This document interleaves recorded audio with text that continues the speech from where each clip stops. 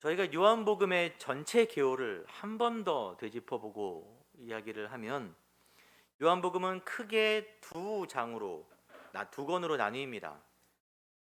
12장까지 전반부가 표적의 책이라고 해요. 그래서 7가지 표적이 쭉 이어서, 표적은 십자가를 가리키는 이적, 사인이라 그랬어요. 그리고 13장부터 후반부를 영광의 책이라고 합니다. 영광의 책은 제자들을 향한 예수님의 마지막 강화, 가르침이라 그래요. 가르침과 십자가와 죽음과 부활이 담겨 있는 책이 후반부 영광의 책이에요. 이제 표적의 책이 마지막 장인 12장까지 왔어요. 요한복음 중반까지 저희가 함께 온 겁니다.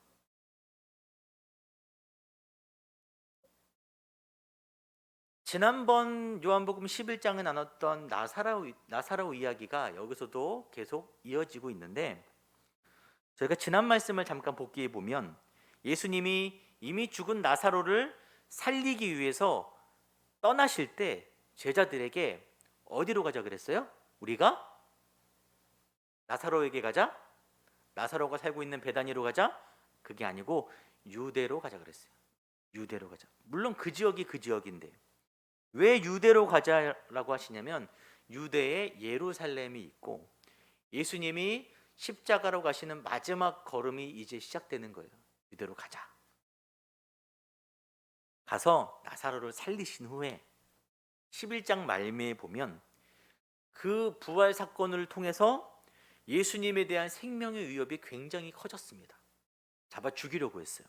위협 때문에 종교 지도자들이. 그래서 잠시 예루살렘 북쪽의 베델 지역으로 피난 가십니다. 거기 잠시 머무세요. 조금 이상하죠? 조금 전에 예수님이 유대로 가자, 이제 할 일을 하러 가자 라고 하셔놓고 왜 피하셨냐? 두려워서 피하신 게 아니라 하나님의 때를 기다리는 거예요. 정확한 때. 그때 예수님이 예루살렘에 들어가시는 거죠. 그래서 오늘 12장 첫 절이 어떻게 시작하냐면 6월절 며칠 전에, 엿새 전에. 여러분, 예수님이 언제 돌아가시죠? 6월절에 돌아가세요. 6월절 어린 양의 피로 이 땅에 오셨습니다. 이제 6일 전, 영광의 책은 이 6일간의 이야기가 숨가쁘게 지나가는 거예요. 정해진 날이 가까이 왔어요. 6월절 6일 전에 예수님이 더 이상 자신을 감추지 않고 사람들에게 드러내 보여주십니다. 내가 여기 있다. 그 처음 드러난 곳이 베다니. 베다니는 나사로가 살던 곳, 나사로를 살리신 그 지역이죠. 여기가 예루살렘에서 3km밖에 안 떨어져 있어요. 3km. 3km면 정말 코앞 아닙니까? 그래서 이 다음 날 우리가 잘 아는 사건, 종려나무 가지를 흔드는 예루살렘 입성을 하세요. 12장 후반부에, 바로 다음 주에 함께 나눌 이야기입니다. 여러분, 그때 수많은 백성들이 뛰어나와서 마치 2002년 월드컵처럼, 그때 난리였잖아요. 온 국민들이. 그 정도 열기로 예수님을 맞이했어요. 호산나 다윗의 자손 왕이시여 어서 오십시오. 예수를 향한 백성들의 기대감이 최고조에 달했어요. 기이한 열망이 느껴질 만큼 뜨거운 장면입니다.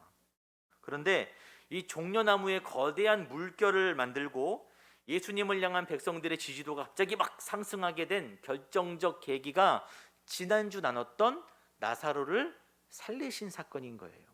나사로를 살리실 때 예루살렘 인근이니까 예루살렘에서 수많은 유대인들이 문상으로 온 것입니다. 그때 그 모든 사람들이 봤어요. 이미 3일이 지나면 정말 끝장인 겁니다. 유대인들에게 부패가 시작된 주근이가 다시 걸어 나오는 것을 정말 너무 많은 사람들이 봐버린 거예요. 그리고 그 소문이 그 사람들을 통해서 삽시간에 어디까지 퍼졌어요? 3km 코앞 아닙니까?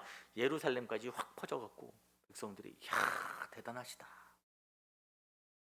그로 말미암아 굉장히 많은 사람들이 예수를 믿고 따랐습니다. 근데 여기서 갑자기 유명해진 사람이 있죠. 누가 유명해졌어요? 예수님은 원래 유명했고 나사로가 갑자기 유명해졌어요. 오늘 12장에 큰 유대인의 무리가 예수께로 나오는데 뭐라 그러냐면 예수만 보려 함이 아니요 죽었다가 살아난 나사로도 보려 함이라.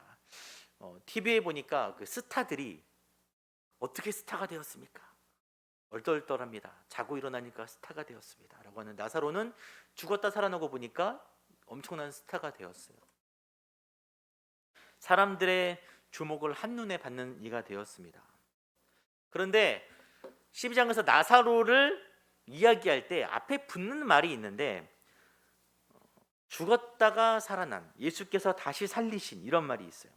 예수께서 죽은 자 가운데서 살리신 나사로. 여러분 이게 뭘 대표하냐면 성도를 대표해요. 저와 여러분 어떤 사람들이에요? 죽었다가 살아난 이들이에요. 우리도 영적 부활을 경험했습니다. 영적으로 죽을 수밖에 없지만 다시 살아나는 사람이 저와 여러분이죠. 그 나사로는 성도의 모습을 대표하는데 나사로가 굉장히 복잡한 상황에 처해 있는 걸 우리가 이제 나눌 것입니다. 그 상황 속에 요한복음 당시 1차 수신자 초대교회나 지금이나 동일하게 그리스도인들이 예수를 믿을 때 겪어야 하는 일들, 우리에게 주어지는 중요한 메시지가 그 안에 담겨 있어요. 첫 번째로 나사로에게 얼마나 많은 관심과 찬사가 쏟아졌겠어요. 이야, 대단하다. 우리도 과거에 막 죽었다가 천국을 경험한 분들 막 간증, 요즘은 별로 없지만 그러면 교회도 막 다니시면서 간증도 하시고 막 그랬잖아요. 많은 사람들이 나사로에게 관심이 많아지고 찬사가 쏟아지는 거예요. 스포트라이트를 받으면 사람이 정신을 못 차립니다. 여러분 칭찬을 여러 사람한테 받으면 정신을 못 차립니다. 원래 사람은. 예수님한테 쏟아졌던 종려나무의 그 열기가 어느 정도는 나사로에게도 막 쏟아지는 거예요. 근데 여러분 잘 보세요. 백성들이 지금 예수님을 환호하고 나사로 와 대단하다고 하는 말 이면에 뭐가 숨겨 있어요? 뭐가 숨겨 있어요? 욕망이 숨겨 있어요. 나도 저 영광을 갖고 싶다. 나도 저 영광을 누리고 싶다. 나도 빛나고 싶다. 그래서 종려나무를 흔드는 사람들 중에 한 사람도 예수님을 진짜 이해하고 예수님이 가시는 길에 대해서 마음을 함께하는 사람이 한 사람이라도 있었어요? 한 사람도 없었어요. 한 사람도. 우리도 우리 마음속에 예수를 통해서 나사로처럼 유명해지고 대단해지고 부유해지고 성공하고 싶은 욕망들이 있다면 그 화려함 가운데 눈이 빼앗겨 십자가의 길을 바라볼 수 없게 되는 거예요. 너무 좋은 것들에 막 눈을 빼앗기고 그런 말이 귀가 솔깃하면서 정작 저 구석에 있는 십자가의 좁은 길은 안 보이는 것입니다. 예수님이 걸어가시는 진짜 길은 안 보이는 거예요. 그런 위험이 항상 우리와 함께합니다. 나사로도 그 위험, 그 유혹을 뚫고 나아가야 되는 사람인 거예요. 자, 그런데 되게 아이러니하게 굉장히 유명해졌는데 나사로가 반대로 어떤 일이 생기냐면 이로 말미암아 대제사장들이 나사로까지 죽이려고 합니다. 그들이 보기에 나사로는 예수님이라는 호랑이 등에 달린 날개인 거예요. 죽었다 살아난 사람이 간증거리로 옆에 있으니까. 나사로 때문에 많은 유대인이 가서 예수를 믿게 되었어요. 그걸 보자 종교 지도자들은 종교로 쌓아올린 자기들의 성이 있잖아요. 그 성을 위협당하기 싫어서 예수도 죽이고 나사로도 죽이려고 합니다. 나사로에게는 여러분 예수님이 다시 살리신 부활의 흔적이 있어요. 부활의 흔적이 남았습니다. 그 삶에 십자가와 부활의 흔적이 있는 진짜 그리스도인은 세상이 미워해요. 진짜 교회는 세상이 미워합니다. 인정 안 합니다. 죽이려고 해요. 사단도 죽이려고 하고 세상도 죽이려고 합니다. 그래서 요한복음 저자가 말하고 있는 것은 뭐냐면 복음을 가진 너희들아, 여러분들이 예수 그리스도를 믿고 이 세상의 욕망 가운데 정신을 똑바로 차려야 되고 이 세상의 견제에 흔들리지 않아야 합니다. 흔들리지 않고 넘어가지 않고 위협에 굴하지 않고 끝까지 예수님 가셨던 길을 함께 가야 합니다. 이 공사 중인데 좀 이해해 주세요. 다들 같이 살아야 되니까. 네, 건물 다 같이.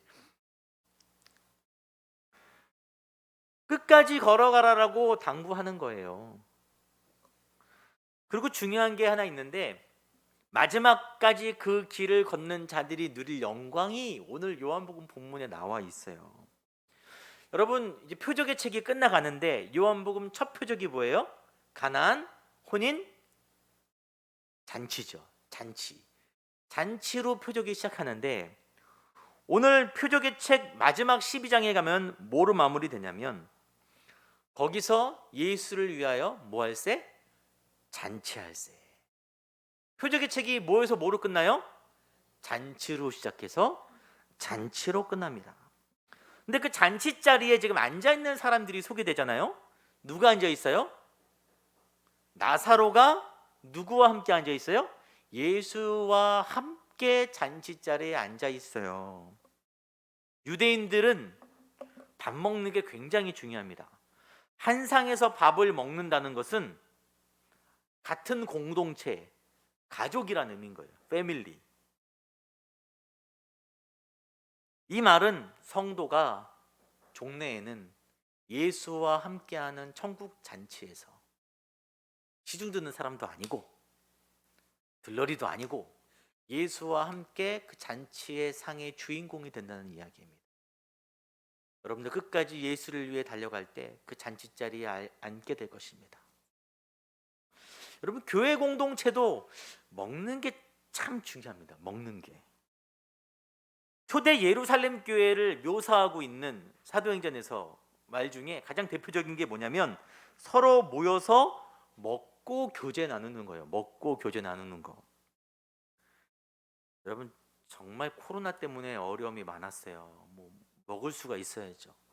얘기를 할 수가 있어야죠.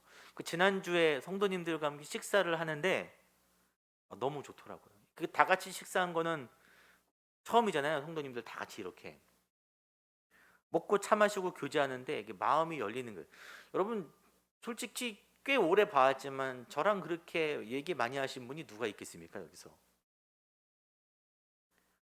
우리끼리 교제하는 것도 그렇게 좋은데 영광의 예수님 잔치에서 우리가 함께 예수와 식사를 할 때 얼마나 좋겠어요. 얼마나 영광스럽습니까? 여러분의 믿음의 끝에 그 영광스러운 잔치가 있음을 믿고 여러분 이 땅에서 어려운 일 많으시겠지만 잘 견뎌내시고 끝까지 믿음 지켜내시기를 바랍니다. 이제 본격적으로 잔치의 장면을 이제 들여다볼 텐데 일단 어디서 잔치를 했냐는 정확히 나와 있지 않아요. 하지만 나사로의 동네에 베다니가 언급된 것을 봐서 아마 예수님이 나사로를 살려주신 것에 대한 감사의 의미로서 잔치가 나사로의 집에서 벌어지지 않았나라고 생각을 해요. 그래서 11장에 나왔던 나사로의 식구들이 다시 등장합니다. 첫 번째 누가 등장하냐면은 조금 전에 잔치할 때 누가 일을 하고 있어요? 마르다는 일을 하고 있어요. 우리가 마르다에 대해서 좀 얘기 들어보셨죠? 마르다는 좀 억울한 여인이에요. 저희가 마르다를 평가할 때 너무 단정적으로 평가하는 경향이 좀 있습니다. 공간복음에서 마르다의 모습은 그녀가 분주하게 막 일을 하고 있는데 누구는 일을 안 하고 있어요? 마리아는 일을 안 하고 있어요. 그러자 왜 나는 일하고 있는데 마리아도 와서 함께 일하게 하소서라고 예수님께 투정을 부려요. 예수님께서 말씀하시기를 마리아는 이 좋은 편을 택하였나니 빼앗기지 아니하리라 라고 말씀하시는 거예요. 그래서 좋은 쪽과 좋지 않은 쪽, 봉사보다는 예배가 좋다 막 그런 편견을 가질 수 있고, 마르다는 일 중독자 막 이렇게 얘기하기도 하는데, 요한복음에는 그런 평가가 나와 있지 않습니다. 그냥 마르다는 일을 하고 있어요. 이 잔치의 책임자로서 모든 것을 관장하고 일을 하고 있는 거예요. 일을 보다라는 말, 디아코네오는 봉사라는 말입니다. 봉사. 잔치가 벌어지려면 누군가는 뭘 해야 돼요? 봉사해야 돼요. 다 함께 앉아 있으면 음식은 어떻게 하고 서빙은 어떻게 하고 그렇지 않습니까? 저는 개인적으로 마리아보다 마르다가 더 귀하다 생각을 합니다. 그럼에도 그 둘을 비교하는 공간복음의 내용이 있는 이유는 뭐냐면, 무엇이 더 좋다, 봉사가 더 좋다, 예배가 더 좋다라는 말이 아니라 봉사 저변에 깔려있는 동기와 의미를 다시 한번 되새기는 거예요. 예수를 향한 사랑과 예배의 마음이 먼저인 거예요. 그 위에 우리가 주님을 위해서 일하는 것입니다. 자기 열심과 의로 일하는 자들은 내 열심과 내 의로, 내 은사로 일을 하면 언젠가는, 처음엔 좋겠죠. 하지만 언젠가는 다른 이들과 자신을 비교하면서 교만에 빠지기도 하고 불평을 하기도 해요. 어떤 분들은 교회 오면 이것도 하겠습니다, 저것도 하겠습니다 그러면 너무 많이 하시면 안 됩니다 라고 만류하기도 합니다. 자기 열심으로 막 했다가 나중에 그 일에 지쳐서 교만해지는 경우도 많이 봤고, 남을 비방하는 것도 참 많이 봤어요. 그래서 중요한 것은 마리아의 마음을 품은 마르다가 되는 게 중요합니다. 저희가 그렇게 되기를 바라요. 그 다음에 마르다 다음에 누가 등장하냐? 나사로가 등장합니다. 나사로는 누구와 함께 앉아 있어요? 예수와 함께. 이 의미는 조금 전에 처음에 우리가 나눴기 때문에 넘어가도록 하겠습니다. 누구 남았어요 이제? 마르다 나왔고, 나사로 나왔고, 마리아가 남았죠. 마리아가 3절에 나오는데, 지극히 비싼 향유 곧 순전한 나드 한 근을 가져다가 예수의 발에 부어요. 나드는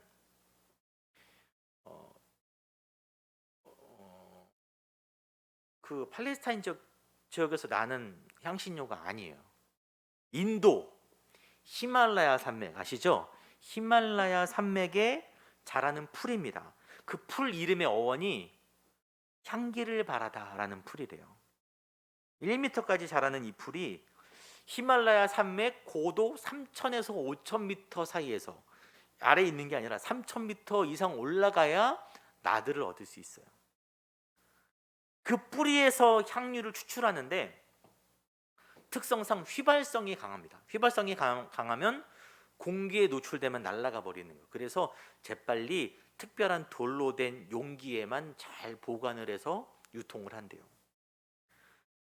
종합해보면 아무나 구할 수 없어요. 쉽게 구할 수 없어요. 굉장히 고가의 물건입니다. 그 마리아가 준비해온 나드의 양은 한 근은 12온스, 그람으로 340g, 340 정확히는 0.2g인데 제가 이걸 어떻게 설명드려야 될까 하다가 인터넷에 340g을 딱 쳤어요. 제일 많이 뜨는 게 스팸이 뜨더라고요. 스팸 요만한 스팸 알죠? 정식 스팸, 작은 거 말고 정식 스팸이 오리지널이 340g, 명칭이 아예 스팸 340g 돼 있더라고요. 우리가 생각할 때 막 항아리 막 붓는 것처럼 생각하잖아요. 요만한 꽉에 들은 나들을 예수의 발에 부은 거예요. 예수의 제자 중에 돈에 해박한 사람들이 있어요. 가론 유다 같은 사람들. 그 사람이 재빨리 친절하게 나대의 가치를 계산해서 우리에게 알려줍니다. 300데나리온. 데나리온. 1데나리온이 무슨 가치라고 여러분 알고 있어요? 노동자 하루 품삯. 300데나리온, 300일이면 유대인들이 안식일이나 절기 등을 다 제외하고 일하는 날짜 정도 되는 거예요. 그러니까 쉽게 말해서 1년치 품삯, 1년 연봉, 스팸 하나에 1년 연봉인 거죠. 굉장히 고가의 물건이에요. 마리아가 그 나들을 예수의 발에 딱 부었어요. 여러분, 왜 발에 붓냐면 팔레스타인 지역은 그 건조한 지역이고 흙이 많아서 샌드를 싣고 다니잖아요.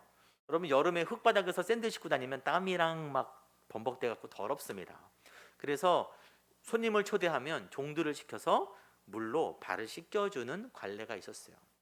그 씻겨주는 관례를 물이 아닌 나드로, 이런 호강이 어딨나요? 딱 붓자 그 향기가 온 집안에 가득했대요. 온 집안에. 여러분, 어떤 느낌이 들어요? 어떤 느낌이 들어요? 제가 이 시간 막 금을 막 여기다 붓는 거예요. 허공에다.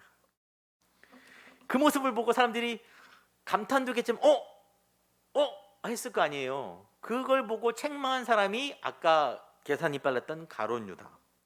이 비싼 나들을 팔아서 가난한 자들에게 주었다면 얼마나 많은 이들을 도울 수 있었을 텐데 한순간에 낭비라다니, 이렇게 책망을 한 거예요. 일리 있는 말이죠. 일리 있는 말인데 요한복음은 저자는 특별히 이 메시지를 던진 메신저에 관한 이야기를 합니다. 추가 설명을 붙이는데 그는 예수를 잡아넘길 자, 그리고 이렇게 말하면 가난한 자들을 생각함이 아니고 도둑이어서 돈꾀를 맞고 거기 넣는 것을 훔쳐간다. 아마 회계를 담당했던 사람인 것 같아요. 회계를 담당했던 가운데 돈이 흘러갈 때 어느 정도를 계속해서 착복했던 사람인 것 같습니다. 가룟 유다는 돈에 약했나 봐요. 마지막 예수를 팔 때도 은삼십에 예수를 팔아버리지 않습니까? 그가 한 말인 거예요. 가난한 자들을 도우면 얼마나 좋았을까. 여러분, 말이 이치에 맞다고 해서 다 옳은 건 아닌 거죠. 그래서 예수님이 그 말에 대해서 마리아를 옹호해 주십니다. 그를 가만히 두어라. 나의 장래할 날을 위해 그것을 간직하게 하라. 공동 번역에는 굉장히 직설적으로 표현되는데 그 여자 일에 참견하지 마라. 너나 잘해라. 그 얘기인 거예요. 여러분, 사람들은 이해하지 못했어요. 어쩌면 그 나들을 붓는 당사자인 마리아도 그 의미를 이해하지 못했지만 그 행위 안에 예수의 장래가 들어있는 거예요. 장례식이 하나님의 뜻이 담겨 있습니다. 홀로 십자가를 향해 걸어가시는 고독한 예수의 마음을 위로하는 일이 벌어지는 거예요. 여러분, 우리가 하는 신앙생활의 많은 부분 가운데 낭비처럼 보이는 부분이 분명 있습니다. 뭐 비싼 나들을 얘기해서 물질에 관한 얘기가 될 수 있지만 사실 저는 물질보다 시간이 더 귀하다고 여기는 사람이라서, 시간은 금보다 귀하다라고 하잖아요. 물질보다 어떻게 보면은 신앙생활은 시간을 낭비하는 것처럼 보여요. 주일에 이렇게 나와서 예배드리는 시간도 정말 금보다 귀한 시간이죠. 오늘 날씨 얼마나 좋습니까? 얼마나 좋아요. 저도 어디 가고 싶어요. 이런 날 가족들 데리고. 이 좋은 날 여기서 왜 우리가 이러고 있나.